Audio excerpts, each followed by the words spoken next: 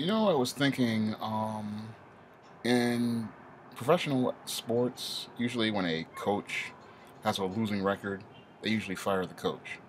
But in the black community, our civil rights leaders are not held to the same standard or even any standard.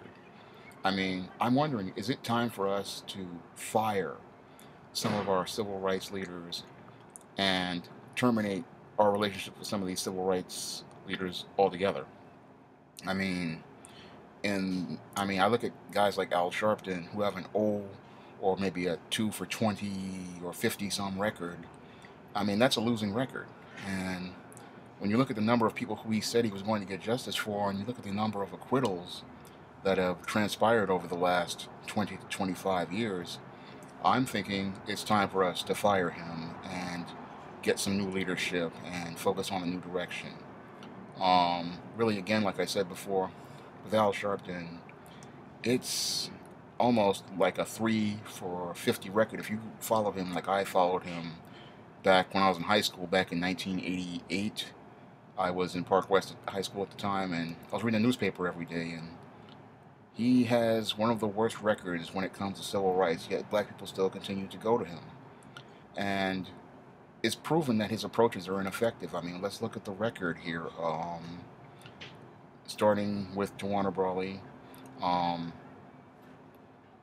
I'll give him credit for Yusuf Hawkins and maybe Michael Stewart because he did get something there.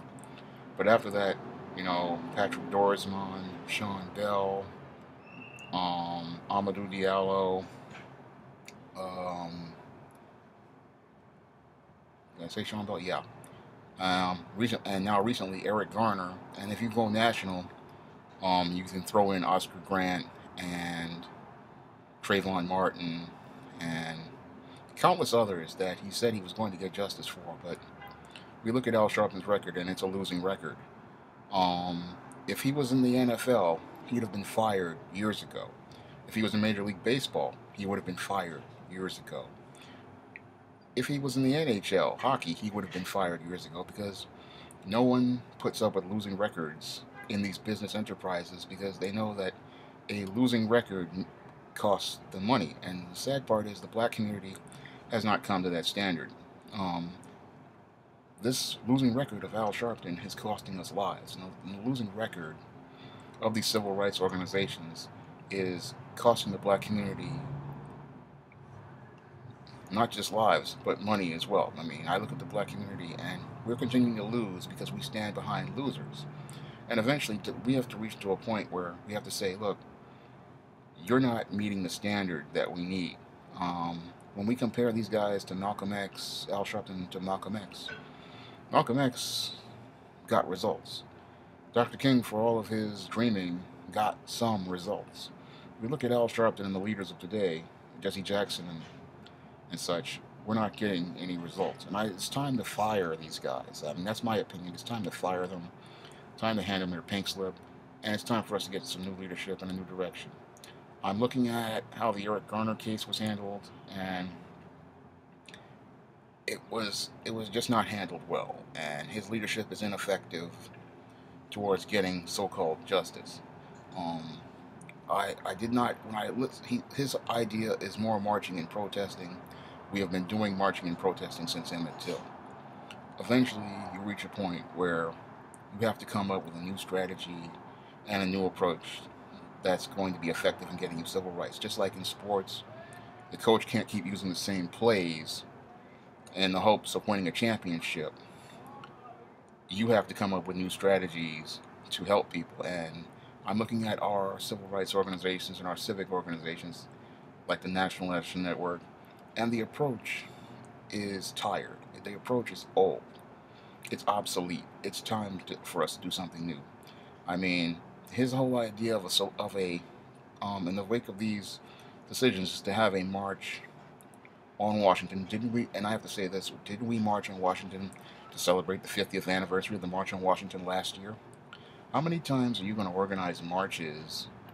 I mean, then over time, it just gets old. And the whole thing is that you had a caravan for justice in Staten Island, where you had more marching. I mean, all we were having is marching, marching, marching, And out of all these marches, the only people getting rich are the Staples Corporation from all the paper and other products that are printed.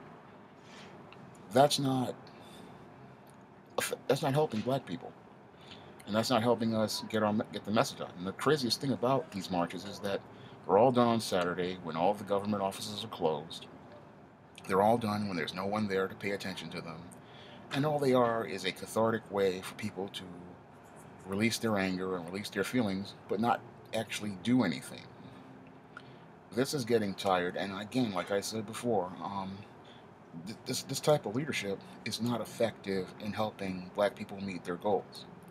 The whole goal, we need a new approach to things. Because when I look at what Al Sharpton was doing in the aftermath of the Michael Brown and the Eric Garner grand jury decisions, I did not hear anything about group economics. I did not hear anything about steering black people to black-owned businesses, which would have really had an impact on that Black Friday. Here we have the biggest shopping day of the year, the biggest injustice of the year, and no effective plan of action to constructively help black people. Just people marching and protesting, people rioting, people in Ferguson actually burning down black-owned stores, but no plan to help black people in a constructive way build the resources and build a constructive black community. When I look at our leadership, again, without guys like Al Sharpton, 0 for 50, I mean, not 0 for 3 for 52 or something like that. And this man still has a job.